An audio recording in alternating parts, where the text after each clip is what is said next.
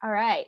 Hey nerds, what's up? I'm Cassie, and today's video is going to be our Best Books Club meeting. We do a monthly book club for the 2020 Goodreads winners. So we are currently this month reading Mexican Gothic by Sylvia Moreno-Garcia, and that one won the horror section of the 2020 Goodreads.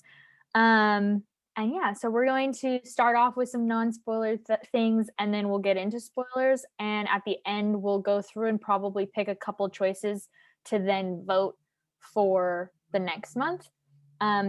These live shows or these Zoom shows happen every third Saturday at 2:00 Pacific Standard Time, and everyone is welcome to join. So all of the information will be linked and in the description box so that you can go and join us for next month for whichever book we decide that we're going to read. But today it is just me and Paula, and I'm super excited about it. Paula, do you want to introduce yourself and everything too? Yeah, sure. Hi, Paula from Fandom and Books. I am wanting to get back into YouTube, but I haven't made a video in so long. Yeah. But yeah, I'm still reading though, so. Paula is a beast. She reads so much. It's crazy. Okay. You're like, I don't know. Yeah. I'll link Paula down below as well so that when she does make her entrance back to the booktube, then you'll have her already in your sub boxes. Yeah, okay. Okay, so initial thoughts, feelings about Mexican Gothic. How did you read it? Did you read it? Did you listen to it? Etc. I was listening to it and reading it on Kindle. I was switching between. Because I was initially listening to it, and then I was like, okay, even listening to it on double speed, because I totally forgot that we were reading Mexican Gothic when Cassie actually put the tweet out. I was like, crap, I thought I had more time. But no, so I ended up having to read it in a day, which is not that bad. But my toddler was up this morning from like 2 a.m. and that I had to be up with him, and you can't really focus on reading when you've got a toddler. Just going crazy, and you try to keep them quiet while the rest of the house is asleep. So yeah, I had to switch to Kindle because even listening to it at double speed, I wasn't gonna get it read. So yeah. Nice. Yeah, it was okay. I enjoyed it. The audiobook was average. It wasn't really, I mean, I expected more of a Mexican voice with it, which there really wasn't. But then I guess that broaches to more wider audiences, I guess. I don't know. And honestly, if they didn't mention Mexico at all, it would have just been like any other thing. To be fair, it didn't seem innately Mexican, and to be fair, it didn't seem innately horror. I mean, I enjoyed the book. I'm teetering between the 3 or 4 stars at the minute, because I mean, the book itself is enjoyable, but for it winning the best horror category, I'm like, really? Yeah. I feel very, very similarly. So I listened to it, and yeah, the audiobook wasn't anything spectacular on its own.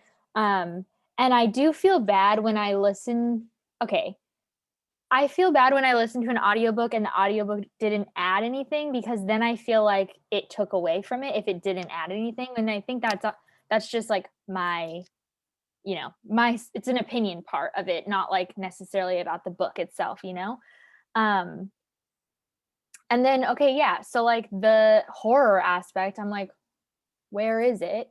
Because it was kind of creepy, I guess, but it felt more like supernatural thriller than horror. Yeah, there was nothing super horrific. Yeah, exactly. Like did anything horrific happen? I mean, like, we'll get into spoilers at some point. I do want to talk about like the details of what the horror aspect is, and like I understand that that was it was kind of icky and creepy to think about and Mm, consider, but yeah. like actually horrific. I don't know. I don't think that it actually goes into that. And then I also was frustrated or like disappointed, I guess, that not only did it not feel like we were actually, it didn't feel very Mexican, exactly. Like it didn't feel like we were in Mexico. It felt like we could have been anywhere in the United States.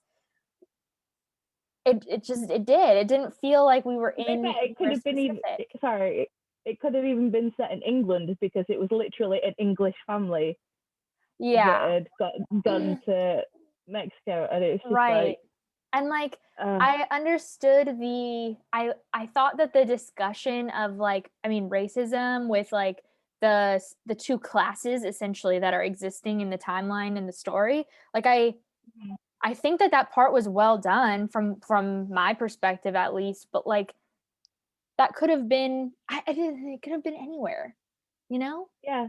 And Eh, to be fair, it could have been any time. I actually had to look up the time period, and it was Yep. like it's set in the 1950s. The only thing that gave me a bell of it not being set recently, or that was them calling um Noemi a debutante, and I'm like, Mm, okay, that's not a word used widely in like today's right. society or whatever.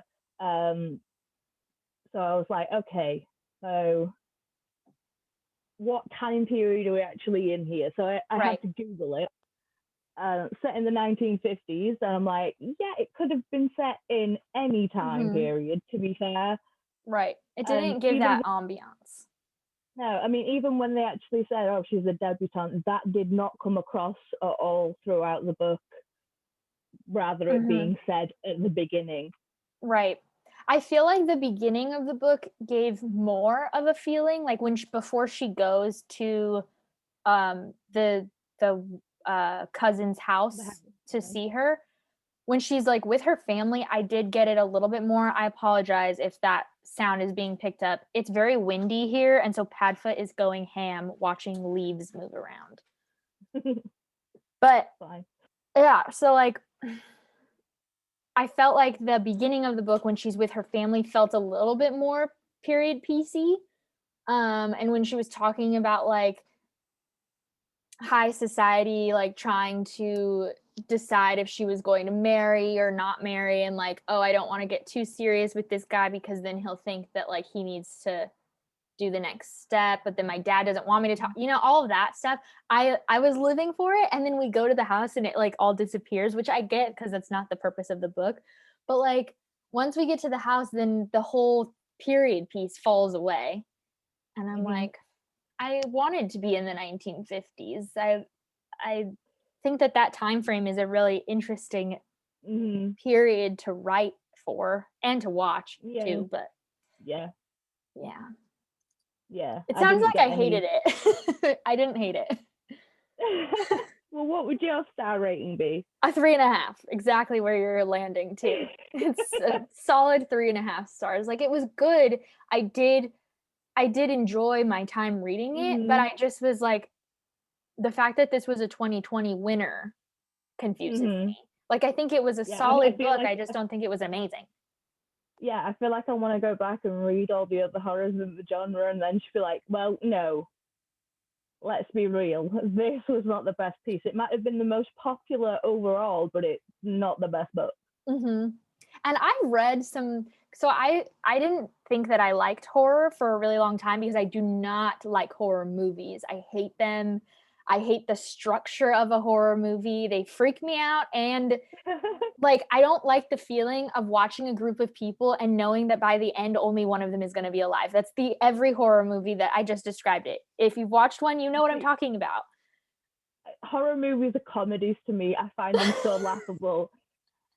It's like Ugh. literally there was one moment I think me and my friend were watching Devil's Rejects while eating some pizza, and I nearly choked laughing on some Oh pizza no. because I You was and just Sierra are the hysteric. same I way. was I was like, this is ridiculous. So Yeah. horror movies do not freak me out in the slightest. But I think I don't really read horror that often. But I think it'd be better for me to read horror because it's all in my head, and obviously Right. your head makes it way worse. Right. Yeah. So like that's why I always thought that I didn't like horror, because if I don't like the movies, then like it's gonna be way worse in my head. Mm-hmm. But I actually think I like the book formatting of a horror book. How many times am I gonna say book? Is different than like the traditional format of a horror film where you have like that group that's like doing whatever they're doing and then suddenly they're gonna get picked off one by one. That's like a very traditional format of a movie. Horror books don't have that same format. I'm sure that there is a format. I just haven't read enough horror to know what it is. But I like them more, I've realized. Like, I mean, this one, it's like, you know, more than one person survives too. Shocker. Yeah. So like, I this year, well, like the last 12 months, I've been reading more horror, and I'm like, oh my God, I like this. And so now that I've read some horror that's actually scary, then I read this and I'm like, I mean, this is weird. Mm-hmm. Like, it's a fucked up thing that is the story. Yeah. And it was interesting. Yeah, I mean, I recently read Wilder Girls as well recently. I want to read that. And that was kind of a letdown too, because that's body horror. Right. And it was just like how everyone's just like, oh my God, this book, chef's kiss. I read it and I'm like, okay, I can see what we're doing here. I like where we're going. And then stuff happens, or doesn't happen, should we say? and then you're just like, huh? Yeah. So it's yeah, I have heard that the ending of Wilder Girls like is unsatisfactory with how it ends, or it can be. It really is. Yeah. That was similar to how I felt. What did I just read? Horrid by Katrina Leno was a recent horror that I read that I did like, and it did freak me out. I did not like the ending. See, I haven't, I haven't read, I think I've read 2 Katrina Leno books. I really liked one, really didn't like the other one. Did you really like Summer of Salt and not like You Must Not Miss? Yep. Yeah, same. But I liked Horrid. I did like Horrid, but I didn't like the ending. But it was better than You Must Not Miss. Must Not Miss was very weird. Okay, we're totally off on a tangent. Woo. Yeah. Okay, let's get into some spoilers. So if you haven't read Mexican Gothic yet and you don't want to know all of the details of what goes down in this book, then stop watching. And I will say, if you feel like you do want to read it, do read it. It is enjoyable. Yeah. But you know, I mean, you'll feel what we're feeling when you come back, and obviously, you know, it makes for good chatting. Yeah, it is a good book. Like, again, it is a solid book, and I do recommend reading it if the topic interests you. I just think that what I was expecting wasn't what I got. Definitely. Yeah. Okay, so spoilers. I just want to go right into the jump on in. Okay. So what? Like this, even though I don't think it was like on the level of horror, I do think that this is a very interesting, I've never read anything like the idea of generational incestual eating also. I've read books that have had the similar like plot thing, not whole plot, but the whole like, you know, the hierarchy has to go down through the family line and stuff. So like I can't. It's like no book is actually springing to mind where I know that I've read it, but I know it it's not a thing that was totally out of the blue for me. But then again, even in the book, I could kind of feel it turning that way, just because of how everything was set out. And I mean, cringe, creepy, blah,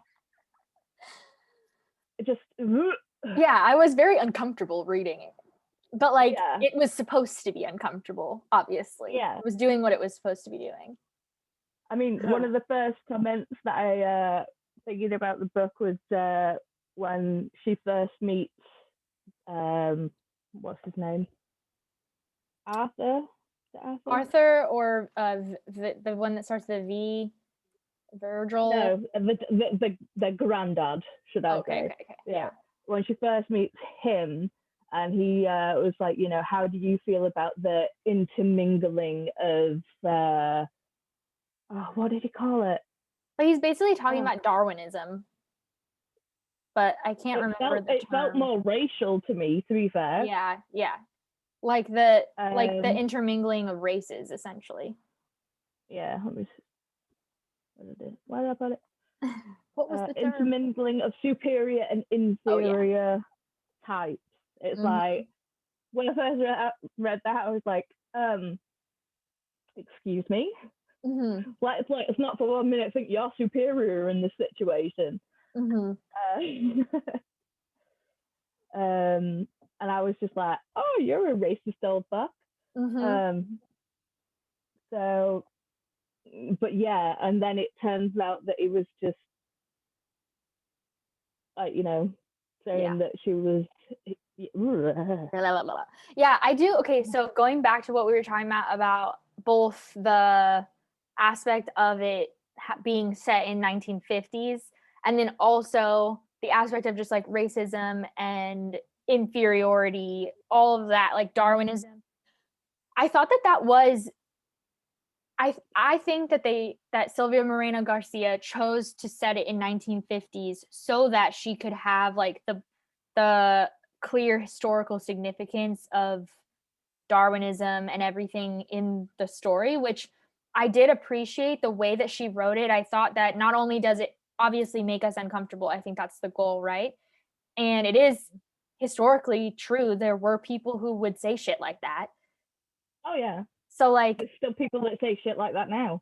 Yeah, so like I think it was well done in that sense. Like I'm not, when we were talking about like how it didn't feel real or whatever set in the time period and stuff, that part of it though did. And like I thought that she did that part really well. I think it brings up like a lot of important conversation, and I feel like just as important as it is to discuss like current day how racism isn't always so blatantly clear, I also think it's important to like look back at our history and recognize like how it got to be the way it is now. So like I think she was doing something really cool and really important with that aspect of this story. I liked that part. I mean, when it was because obviously I'm English, and obviously it's an English family, and just those kind of talks, and I'm just like, it did make me think about like, you know, our English, my English history, and it's like the English were dicks. I mean, I mean, we took over and just kind of demolished so many countries. It's just going back and like, you know, learning more about history, because you're only, which pisses me off, but in school you're only you're only taught specific history, right? And it pisses me off because there's so much more that I think people should learn in schools. They shouldn't have to go learn it off their own back, right?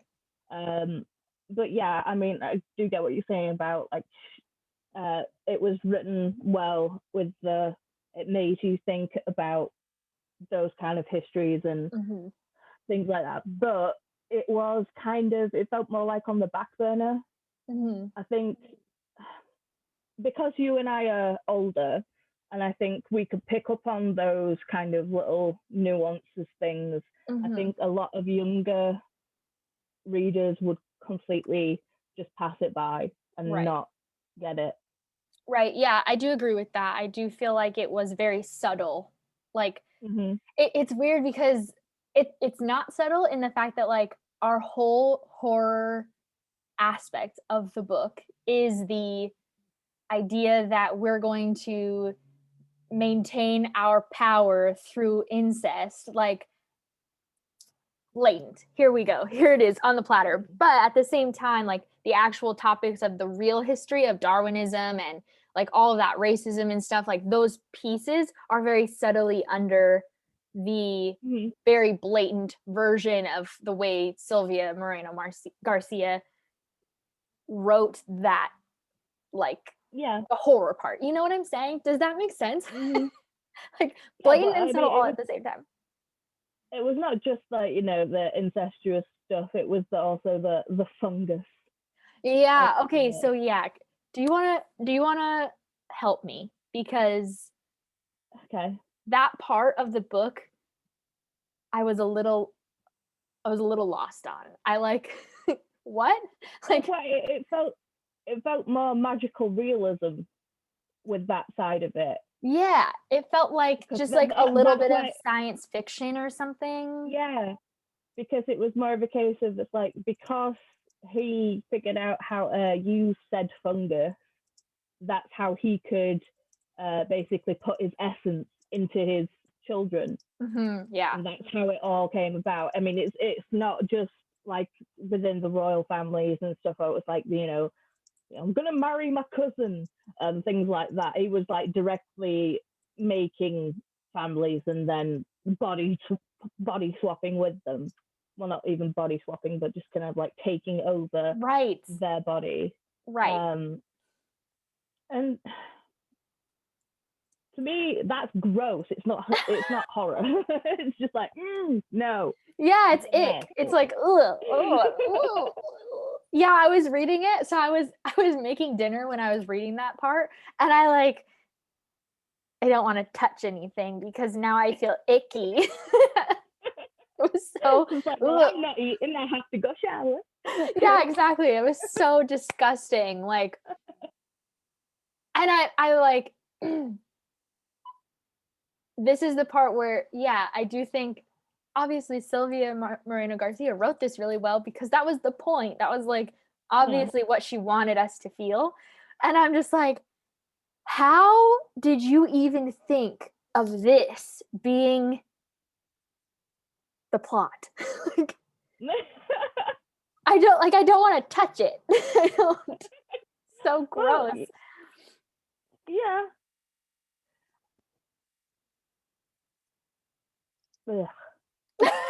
just yeah.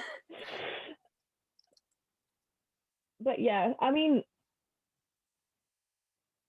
like I said, it was kind of obvious to me with how when she first arrived, no one actually gave her the time of day. It was only like, you know, the eldest of the males that was just like, I like you. You intrigued me. And I was like, okay, I see where we're going.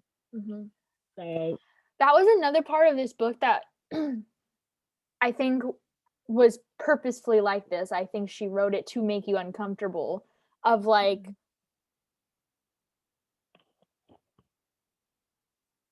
it feels a lot like what's the main character's name? I'm not remembering it. Noemi, yeah. It feels a lot like Noemi is the subject of a lot of like, any moment there could be a sexual assault, like any moment. Definitely. It just I was uncomfortable the entire time she was at the house. Like there was no moment where I felt like she was safe. The dreams and the sleepwalking and oh yeah, okay, that scene when she has like the nightmare that I think we think is real, right? Where she was taking a bath and then he walked in on her, but then she was in the bedroom and all of that. Hated it. I hated it. Well, it first like was like the first one where she was in bed and like he came over and like just like pushed her back into the bed and like put the hand over her mouth. Oh yeah. Yeah, No. and pulled down the covers and all the rest of it, and just like stood there leering at her. I was like, So okay, so who were our three men? Because there was so Arthur's the grandfather, and then Virgil, and then there was another. Frederick. So Frederick is the one that's married to, what is her cousin's name? I'm so bad with names on this book. I've got a family tree here. Amazing. All right, so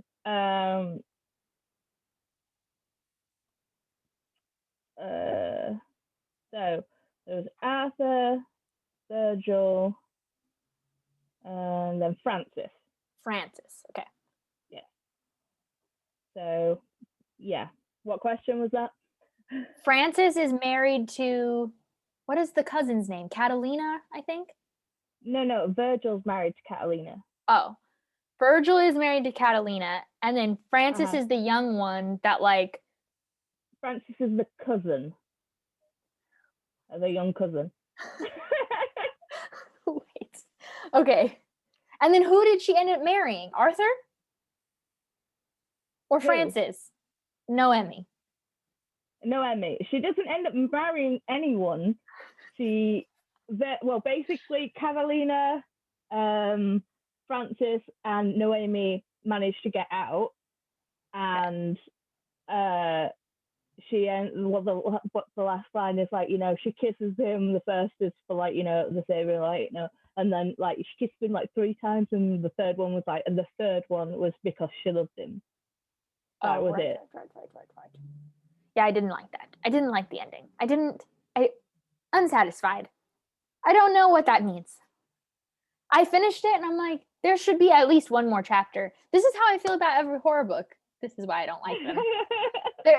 Why do they all end open-ended? I don't want a confusion. I don't want a let me guess, let me decide. No, you tell me. You're the author. It wasn't, to be fair, it didn't feel unsatisfying to me because the book was kind of just anyway. Oh, I see. Okay. Mm-hmm. It wasn't like I was.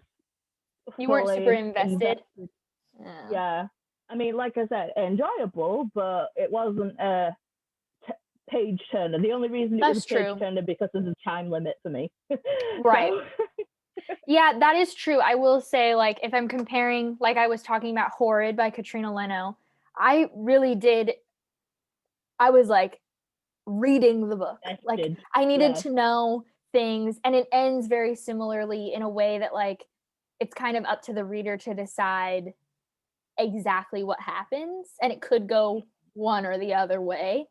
And I was mad because like I don't want to guess. I want you to tell me what happens. In this book, it feels similar in that part, but I also, you're right, I'm not invested in the characters at that level. So like I'm annoyed that it ended like that. But like I mean, our last book, Addie LaRue, where we were just like, but I want more. Yeah. It's like, I understand why you left it there. I get it, but I just want more. With this, it was kind of like, I guess it's over. Yeah. I mean, you got out. I mean, it could still be taken over by the fungus or whatever. Yeah. But, I think I will say that I think maybe I like am not the right reader for this book. Like I feel like I mean I was paying attention, but I feel like I wasn't paying close enough attention, I guess. Like it feels like I lost a few of the details, but were the details just murky, or was I not the right type of reader to like catch everything. I don't know which one it is. I wouldn't say that you're not the type of reader. I mean, we've had several chats where I still have to remind you what the hell happened. And it doesn't necessarily have to be. I mean, to be fair, I did it when we watched Game of Thrones. So I think it's not just you. I don't think it's you as a reader. I think it's just you, Cassie. Yeah, it is just. But that's what I mean. That's what I mean. It's like maybe the thing is that I do have a shit memory. So like there's all these little details that maybe had I been able to keep them, were they sticky in my mind. Well, to be fair, I finished the book like 10, 15 minutes before we were supposed to go live. So I should have all these things in my brain. But no, I still had to bring up a family tree because I'm like, who? Huh? Which one? What? There are a lot of characters too. Like which is insane because I mean there's not that many, but there's so many dead that get referenced that you just like, huh? Who? What? How do they fit in it? Mm-hmm. So, oh, okay. We haven't talked about what's her face. Ruth. What is her name? Ruth, the daughter, the one that went. That was not who I meant. But yeah, sure, we can talk about her first. No, who did you mean? Oh, I meant the old lady. The housekeeper. The one that's always yelling at Noemi about not smoking and stuff. Yeah, the housekeeper, but she's Francis's mum. Right, her. Yes, that was who I was trying to get to. She is Florence.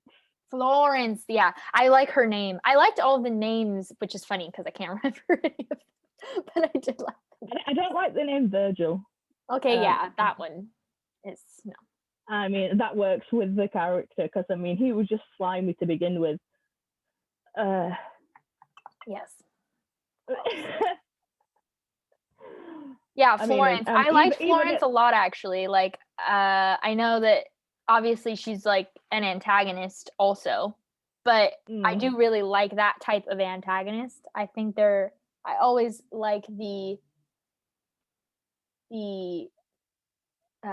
matron of the house.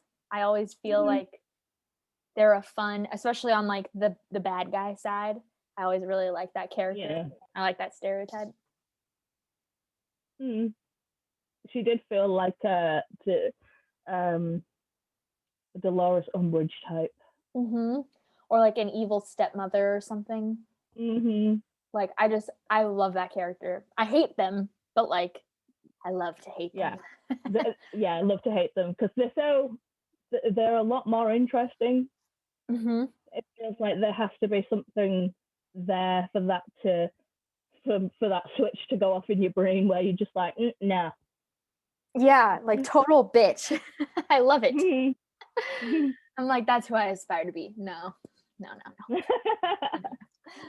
Yeah. Okay, well, Ruth. What about Ruth? Well, you wanted to talk about Florence. Was that it? Oh, I just wanted to say that I love her. Oh, okay. That was it. I mean, do you have more? I don't know. Do you have more to say about her?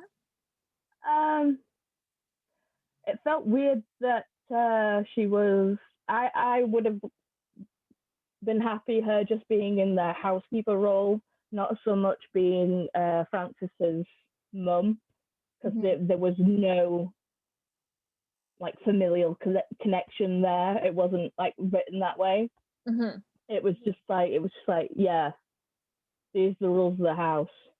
Do as I say. And it really didn't feel like she was a parent in any way.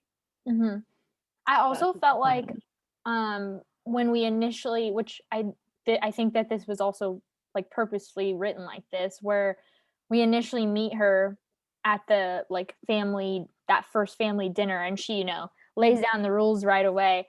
I assumed that she was going to be our main antagonist. And then she obviously wasn't. And her character and the fact that Catalina is like ill or whatever reminded me a lot of The Companion by I don't remember the author, but it came out in 2020 as well. And that book was really good. And so when I initially meet those characters, I was like, ooh, are we going to get a very similar story as that? I'm excited. And then it didn't go the same way, but it had a very similar feel to begin with. Okay, I'm gonna have to look that up now. The Companion, yes, so good. The Companion.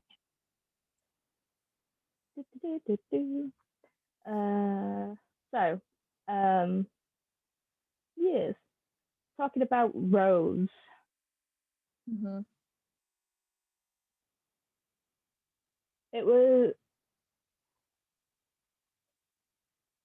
I was kind of annoyed that we had to get the story from the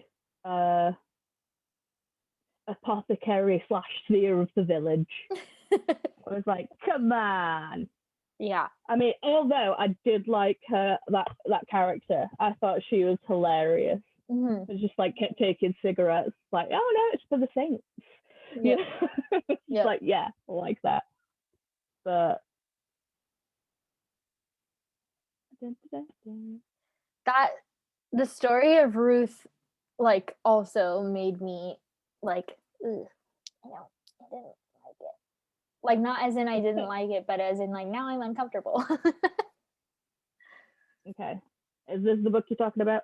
Yes, Kate Okay. Allender. That's right. Mm-hmm. It's a good one. I've not even read the synopsis. I've just gone, want to read? Okay. So. Yeah, Ruth. Yeah, I mean, I think that the whole point when that story came out, that really cemented the whole, like, okay, it's definitely the family that's keeping them there. I mean, they say it's the house, but it's not. It's the family. Let's be real. Yeah. It's like a pivotal moment for sure. The whole thing about having just the English buried in the graveyard and the Mexicans, whatever, and even when they turn around later and are like, no, the Mexicans were buried in the graveyard. It's like, yeah, really? I doubt the graveyard's that big. Yeah. Yeah. Well, like, nah. Yeah. Ugh. And just the whole thing of, like, you know, the house and the little town and how they are so separate from each other. It was just, I was expecting some kind of weird freaking time warp thing to happen when the doctor turned up, because it was just like, because obviously we're not fully aware of things in the story at that point. I thought, like, you know, because my brain tends to go a mile a minute and try and figure things out ahead of time. So I was like, well, it's the only reason why Noemi got through, because Catalina's already there and there's that whole familiar connection, and anyone that's not family can't get to their house or whatever else. So I was thinking that was going on, and then when he's there, it was just like, and even he was just like, well, I can't say one way or the other, and I'm like, bish, you a doctor. Like, you know, do the things. You know, I thought that the doctor was a ghost. That was where I thought that the story was going. I thought that everyone was dead except for Catalina, who was dying, and that they were like doing some sort of something to make her a ghost in the, like, to stay in the house, and that was like what was happening. I was obviously wrong, but that was what I thought. I mean, we were doing. I thought that they were doing something to her and, like, you know, taking her life force away. And that's why she was ill. And that would have made sense. So I had similar thoughts. So yeah. Definitely. I mean, the props that I have to give is that I did not see where we went coming. I definitely did not anticipate weird fungus being important, or like, yeah, again, creepy incestual grossness. I didn't think about magical fungus being a part of it. I mean, there was so many references to mold and fungus and spores and everything. I was like, yeah, something's going on here. Yeah. So I picked up on that quite early on. I didn't expect it to be, you know, magical fungus. Right. Yeah, I guess that's similar to where I feel like I did obviously like the mushrooms had to have been important because like we spend so long thinking about how he was picking mushrooms and how weird that is, and I'm like, And how okay. there's like mold, how there's mold in every room, and like, Yeah. you know, clean. Like, you know, come on. There's a bunch of housekeepers. Why aren't they cleaning? Well, there's like 3 housekeepers and 3 people that are able-bodied in that house. Fucking clean. You don't have to oversee this freaking silver mine anymore. What do you do all day? Hello. Yep. So Yeah. yeah, I'm just like, no. It's like you're living in a dirty house and you don't talk to anyone. You're an incestuous kind of family anyway. Just having that kind of close-knit relationship and no others like come to the house or whatever. Right. Else. And So you're it's not just allowed to like, go anywhere without each other or whatever. Like to the town or whatever. Ugh. Ugh. Yeah. It's clearly just like a creepy vibe to begin with, and I then mean, there's that additional. and like, and it didn't even. It's like this close-knit families, but it didn't even feel like a family. I mean, it was one of the. It felt more like there were these people in this house, and that was it. I agree. If it wasn't for the whole like, you know, well, I'm gonna have babies with you, and then, you know, I'm gonna jump into your body, and then I'm gonna have children and make them have, you know,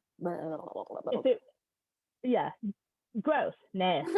But, if it wasn't for that, it felt more like people had turned up at a freaking dinner party and then couldn't leave the house. Yeah. It didn't. It's like with close-knit families, you still get the family thing. I mean, even in stories, even like a messed up family, like even if their relationships were like hinting at something negative for however that might have looked on the page, but like they felt very they all felt very isolated within the house. Definitely. So that's, I mean, I was going to say it kind of makes sense, but then it doesn't, because the Arthur lords it over everyone, and, you know, just the whole thing of like, you know, jumping into your sons and whatever else. Even when we had the reveal when he was like, when they went and saw him after dinner, and he made Noemi sit on the couch with him, and she was looking at the portraits, and they were like, oh, they look really similar. It's like, yeah, they were sisters. I'm like, I was like, break. What? Ew. No. Yeah, like, so like obviously we find that part out before we know all of the things. Yeah. And so initially that part didn't necessarily click to me as like super gross, because I was like, I guess it is the 1950s. Like, was that normal? I was just like trying to make it, I was like, okay. But then once you find all of the things out, you're just like, oh, so it's like doubly bad. It's so terrible. I hated it. I didn't hate it.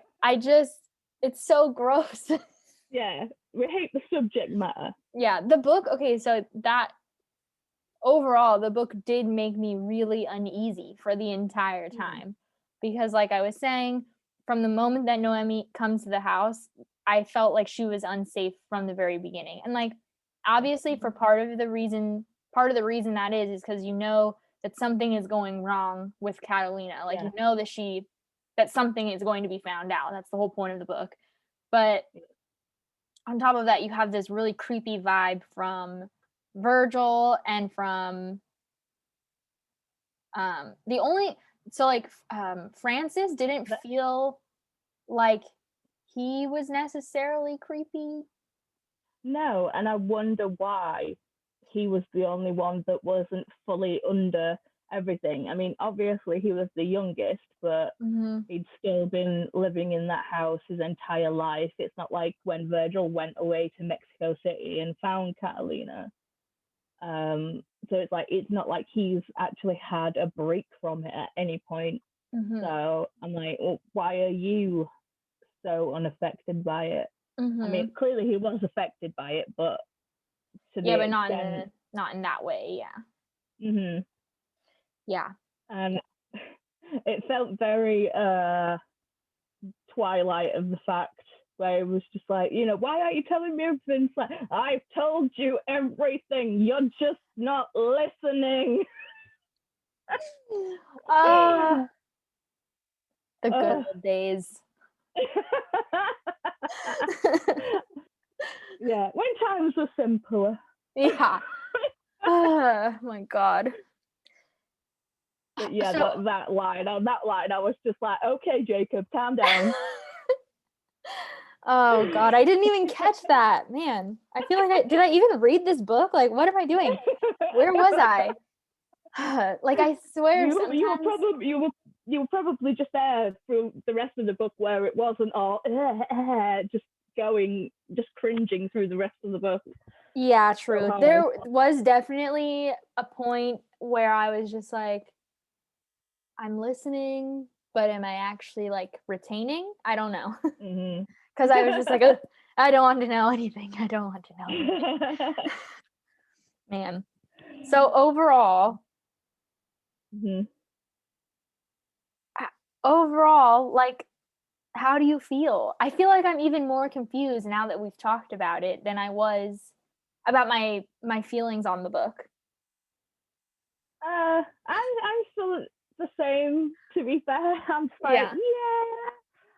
But I have, like, when I was like looking for the family tree and things, excuse me. Apparently it's been optioned for a TV series. Yeah, a Hulu TV series. Okay. Whether it actually comes out, I don't know. But the way it was ended, I think that if the TV show kind of takes off, I think, we could get more of a story from the television show. Maybe if the TV show takes off from where it ends. I don't know. Or it may be like a one season, one and done kind of thing. I definitely think it will be a beautiful TV series. Like the costumes, the makeup, the location. I could easily see this being a really beautiful visual piece. Oh. Like I said, I mean, I think because it just didn't feel 1950s to me at all. I mean, it's like you watch something like The Marvelous Mrs. Maisel, and that's when 50s. You read The Diviners, that's the 20s. Yeah. It just, that part of the plot was completely lost on me. The one thing I will say, which like I touched on in the beginning of the video of the Zoom, was initially at the start of the book when she's still with her family, Noemi. I did get more of the vibe of the 1950s feel. Like she talks a lot about her dresses and things like that. And so like initially I did get that. When we transfer over into the house that doesn't have any electricity and all this stuff, it kind of gets lost. And like you could be in any time frame in current day experiencing the lack of this house. Yeah. That's like, I mean, the house is so run down. It's like it did have electricity, but like, so many bulbs didn't work. And like I said before, clean it. Buy some fucking bulbs. And like no hot water allowed. Why was that again? Was that because of the freaking fungus? Probably. But that makes no sense because fungus is like damp climate. So it's like, Why can't we shower? I don't understand. Well, with hot water, whatever. Yeah, I think overall I did like the book. I think I don't think it was a favorite for sure. No, it's definitely not going to be a reread. I'm No. not Although gonna. I would be interested in watching the show if it does come out. And like I think at the end of the day, for the fact that it won a Goodreads 2020, the horror section, I I think that I'm I think that I'm confused how it was the best of the year Yeah, yeah, for any particular section, honestly. yeah. Like I said, I feel like I want to go back and look at the actual. I mean, maybe like read the top five, um, Mhm. or maybe choose like a random five from like the top 10 listing and just be like, should it have won best horror? Right. I don't know, because Yeah. it doesn't feel like. I mean, it was good, but I don't think it should have won best horror Mhm. because it doesn't feel like a horror to me. Mhm. But I mean, I'm interested to hear cuz like, well, or interested to watch some other people's like reviews of this book because I feel like a lot of it's been like really hyped lately. mhm. And so I'm like, what did I miss? Tell me more. Like I Yeah, want other people to tell me what they saw that I didn't see, I guess. and like I said, like we said at the beginning, it's like rather other than the beginning, it didn't feel innately Mexican in any way, shape, or form, Mhm. which I thought was really. I was upset about that mainly because you know me being British, like thinking, oh, I'm gonna get to like learn more about some Mexican culture, Mexican families, how they Mhm. have it, how their families work and stuff, and then lo and behold, with this weird fucking British family, I'm like, Right. no, I have that, I know that already, you Yeah. know. I would have it's like it's weird because I I get why she included like the British family aspect to have that conversation on class and race. Hmm. Like I think that that's an important aspect of the book. I think I maybe wish that we had been able to have more of a dynamic between Catalina and Noemi more often because we get a few Hmm. things with the two of them. And obviously we have the beginning of the book when Noemi hasn't yet gone to the house. But I Hmm. just wish that there was a little bit more of like her family dynamic and yeah, like her relationship with Catalina on the page. I wish that we had more of that, I guess.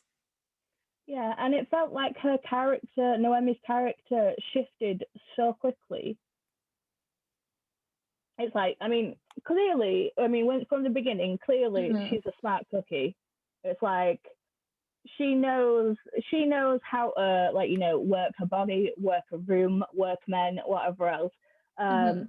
that's smarts in itself. But she also has gone through and done like several college majors or whatever else, switched her major Mhm. several times before, like, so clearly she's interested in finding out things, learning things, and she's like, Yeah. it ties in with the whole changing a major and all that ties into her not wanting to settle down and do all that. Right. But it's like clearly she is smart. She can, figure stuff out. She's not just Mhm. a dumb debutante. But Right. it felt like at the beginning it was setting up that she's a debutante, she's this, she's that, she's the other, and it completely when we get like on the drive up, we get like it kind of cut. It felt like a story of two parts, Yeah, it did. It did. I agree with and that. I'm kind of annoyed that we did not get more of the first half. Yeah, exactly. Like I wanted more of that feeling that we had at the beginning of the story before she shows up at the house. I feel like that part was my favorite part of the book. And I understand. So this is interesting because that happens a lot in horror films too, where you get this like part of the film where you're watching whatever your characters are that eventually are going to go Mm-hmm. through the horror experience. They're doing something else first and like having the time of their lives, enjoying their friendships or whatever the fuck. And then it shifts into whatever the horror film is, right? I just watched Mm-hmm. one the other night. Um what is that one called? I don't remember, but they go cave hunting or whatever the heck it's called. The Descent. Yeah. Where Yeah. it's like the group of girls, and then there's like that. Okay, so there's like the whole scene in the beginning. Well, there's two scenes. There's like the sad scene, and then there's the scene of all of them getting together and like having a girls' night before they go off to Spelunk. Yeah. So it did have that similar vibe. Which I just don't like that part. I honestly don't think it should have won Best Horror. I mean, I'll see when I read some other ones. Some other ones from that selection, but yeah. I'm also interested to go through and look at some more Own Voices reviews for like the Mexican culture side of things and see if like maybe there were things there that I just don't know about, so then I didn't pick up on, I guess. I'm interested to hear if there's anything out there. I think the only times that like things were like mentioned was the crest with the snake eating itself. And I for whatever reason I think it's because I watched Conan the Barbarian when I was a child, and there was that whole snake symbol and Darth Vader turning into the snake person. I don't know whether you've seen it or whatever else, but you know. Nope. It's not Darth Vader, it's the guy who plays Darth Vader, obviously. Right. I'm James Earl Jones. That would have been yeah. I'm guessing that would have been a weird visual. I watched Conan the Barbarian. I was like, what? Darth Vader's there. Darth Vader there. I wasn't. Yeah, James Earl Jones. But yeah, there was that whole symbolism in that movie, so that's another reason where I was like, okay. Oh. So there was a lot of things that I picked up on in the book that made it more obvious to me. I mean, I still thought, I still went, but maybe it's this. But yeah. Yeah. Oh man. Well, any final thoughts before we end? I would like to read another book by her, and see how that flows or whatever. But yeah, it felt, like I said, the story was good. It just felt kind of lacking. I mean, it's like, I don't know how many actual physical pages it is, but it's like, even though I was like switching between audio and Kindle, it's like, and granted, I read it quite fast. It still felt like it was a short book. Right. I'm looking it up right now to see how long it is. And it did feel shorter. Why is it not coming up? Oh, here it is. So on Goodreads, I gave it a 4 out of 5 stars because I do think, even though I said 3.5 out of 3 or 4, I did give it a 4. Does that make sense? Yeah, I've just given it a 4 because I can't be asked doing half stars this year. I'm like, put the system in or don't, you know. Yeah. If it's past a point, if it's at 0.5, then yeah, it's a 4. It'll just be a 4, yeah. Yep. It's only 301 pages. Yeah. So it is relatively short. I mean, that's not a short book, that's an average book, but I tend to read longer books, and especially having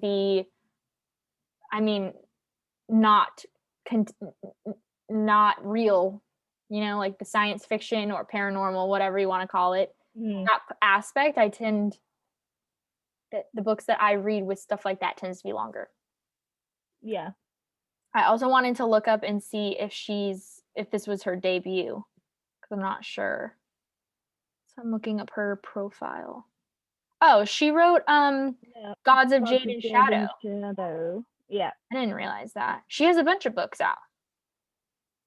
She's written a lot of different types of stories. It looks like there's some historical fiction in here.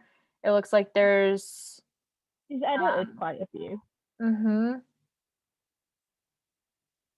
Uh, Interesting. Okay. I do really want to read Gods of Jade and Shadow, so I'm interested to see how that book compares to this one for me. mhm. Hmm. All right. Signal to Noise. That was done in 2015. Hmm. So, and that's background of Mexico and Mexico City in 1988. Oh, interesting. Okay. Hmm. So I love the 80s. I wonder if she has, okay, so that this was last thing that I have to say is I loved seeing that our main character Noemi was interested in anthropology in 1950s because Mm-hmm. anthropology one is my degree. So, hi. I love anthropology. Um Mm. but on top of that, it's like an interesting time frame to be talking about anthropology because so anthropology started in 1920s, but at that point it was basically like grave robbery. It was not a science. Yeah. It was just basically stealing artifacts and saying you discovered things that you have no business touching. And then in Mm-hmm. the 1950s, or late 40s, early 50s is when there's a shift there and they start taking it in a more scientific direction, a more study direction, and trying to learn and then also looking at culture, not just like the artifacts, not just the Mm-hmm. physical stuff. Um, and so it was interesting to watch. And anthropology in the 1950s is when you see a lot of female anthropologists come up. And because like Mm-hmm. prior to that, it was very male dominated. And then in the 1950s, it becomes very female dominated. And so like just knowing all of that little history, I just touched my heart. I loved that part. That's why it gets a 4 out of 5 stars. Just because they mention anthropology once at a dinner table, that's it. Yep, exactly.